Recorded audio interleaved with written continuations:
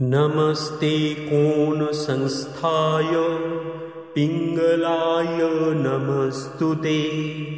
नमस्ते बभ्रुरूपाय कृष्णाय च नमस्तुते। नमस्ते रौद्रदेहाय नमस्ते चान्तकाय च। नमस्ते व्योमशंगाय नमस्ते शौर्ये विभो।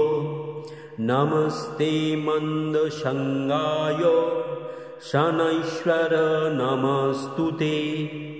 प्रसादं कुरु देवेश दीनस्य प्रणतस्व च।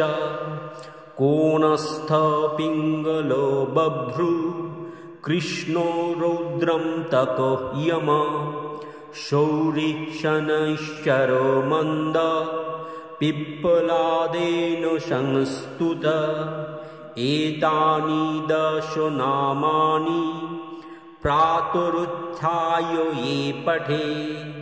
शनैश्चर कृता पीडा न कदाचित् भविष्यति। ॐ शं शनैश्चराय नमः। ॐ शं शनैश्चराय नमः। ॐ शं शनैश्चराय नमः।